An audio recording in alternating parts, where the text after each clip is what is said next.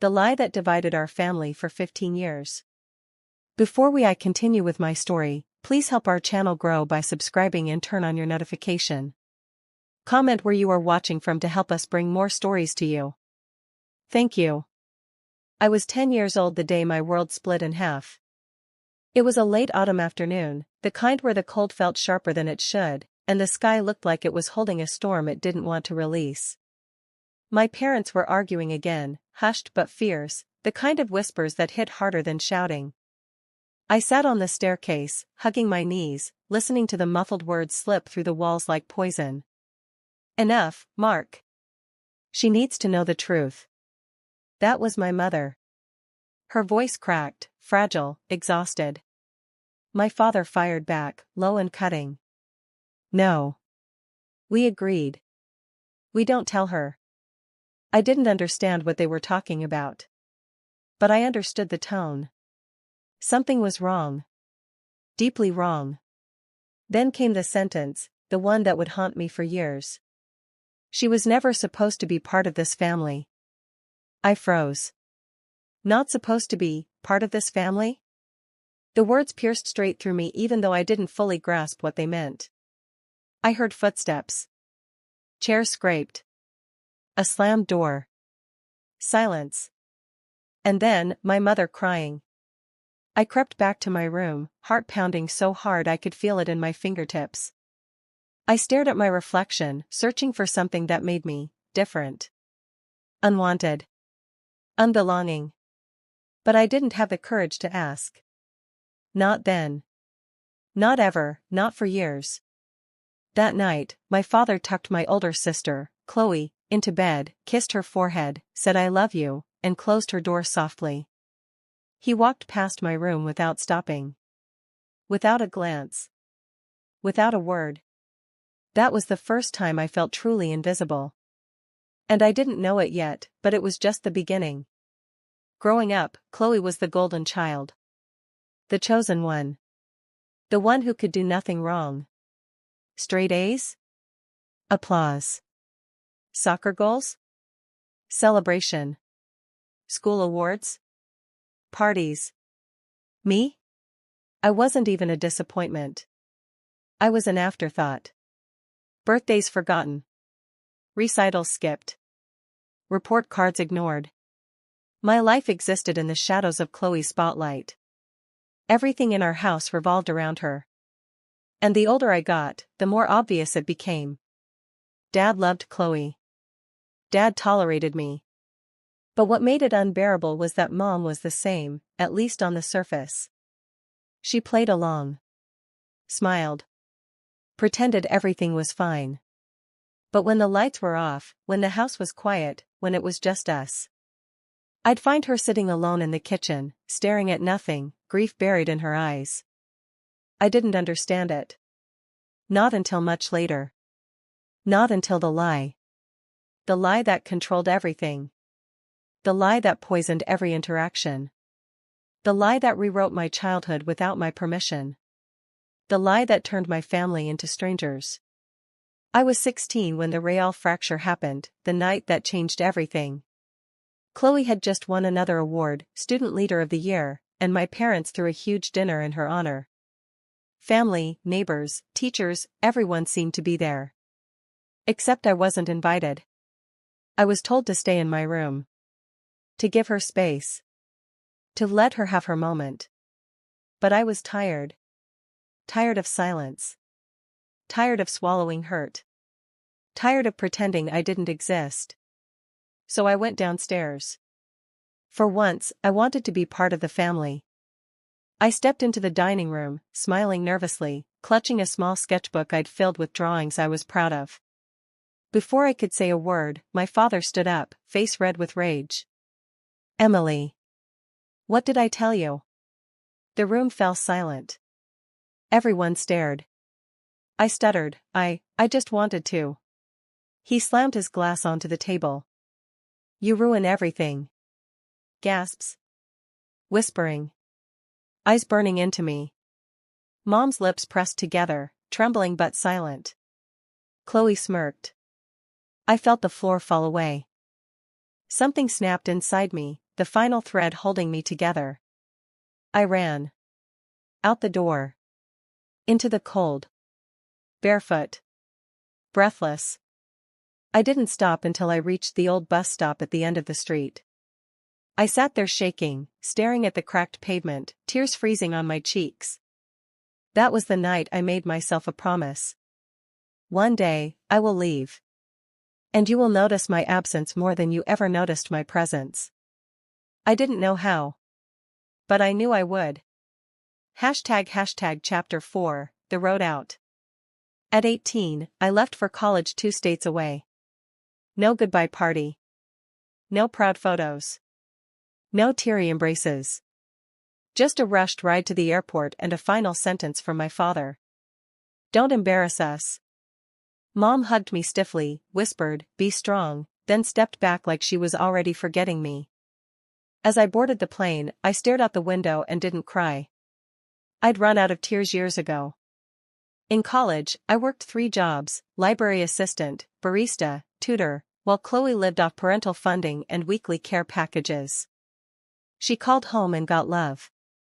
I called home and got voicemail. But here's the thing about being overlooked your whole life. You learn to survive in silence. You learn to work when no one is watching. You learn to grow in the dark. And that's exactly what I did. I majored in psychology. Graduated early. Earned scholarships for graduate school. Became a crisis counselor. Then a research lead. Then a program director. Step by step, day by day, I built a life. A life no one in my family knew about. A life they didn't think I was capable of. A life that would one day change everything. 15 years passed. I was 31. Living in a quiet townhouse. Leading a national mental health initiative. Publishing research that made headlines. Training teams across the country. My life was full. Stable. Successful. Until the email came. Subject: Family emergency. It was from Chloe. My hand shook as I clicked it open. "Emily, please come home. It's about Dad. We need you." My heart stuttered. Dad? The man who ignored me? Mocked me? Pretended I didn't exist? For a moment, anger surged. But curiosity won. What could possibly make them need me? I booked a flight. Not for them. For answers. For closure. For the lie. Because after 15 years, I still didn't know what it was. When I pulled into the driveway of my childhood home, the house looked smaller than I remembered. The paint was chipped. The lawn uncut. The porch light flickered like a dying heartbeat. Mom opened the door. Her face was older, tired, lined, brittle. But her eyes lit up like she was seeing a ghost. "Emily." She reached out, but I didn't move. Her hand fell. Inside, Chloe stood by the staircase. Designer clothes. Perfect hair. The golden child unchanged. She swallowed hard. "Dad, he's in the hospital. He had a stroke." I froze. A mix of emotions churned: fear, anger, confusion. "Why call me?" I asked. Mom stepped forward, voice trembling. "Because there's something you need to know." The air thickened. My pulse hammered. This was it. The truth. The lie. The thing that controlled my entire childhood. I braced myself. Mom inhaled shakily. "Emily, your father isn't your biological father." The room spun. Silence roared in my ears. My voice cracked. "What?" Mom's eyes filled. "I had an affair. And when I got pregnant, he knew you weren't his." I staggered back. 15 years of coldness. 15 years of rejection. 15 years of being unwanted. Explained in one sentence. "One mistake," she whispered, "and he never forgave me. Or you." My knees buckled. Chloe stepped closer. We found the letters. Letters? Mom nodded. In his desk. He wrote about how much he resented raising someone else's child. How he wanted to send you away. My breath shattered. And I didn't stop him, Mom whispered. I didn't protect you. I let his hatred shape our home. Tears blurred my vision. And the lie? I whispered. Mom sobbed. We told everyone, friends, family, neighbors, that you were troubled. Difficult. Broken. We blamed you for the distance. For the fighting. For everything. Chloe's voice cracked. We built a story to protect the family reputation. A story where you were the problem. 15 years. 15 years of being branded defective. 15 years of growing up as the villain in my own home. A lie. All of it. My entire childhood had been engineered to hide their shame. Not mine. Theirs. At the hospital, Dad lay in a bed surrounded by humming machines, tubes, monitors. His eyes half open. His face ashen. He looked small. Fragile. Human. For a long moment, I just stared at him. The man who raised me without love. The man who chose silence over kindness.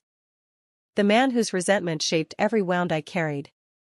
His eyes flicked toward me. Recognition. Shock. Guilt. His voice was a faint rasp. Emily. I stepped closer. He swallowed. I was wrong. 3 words that came 15 years too late. Anger surged like fire in my chest. You destroyed me, I whispered. You made me believe I was unlovable. Broken. Worthless. Tears pooled in his eyes. I didn't know how to forgive. Forgive.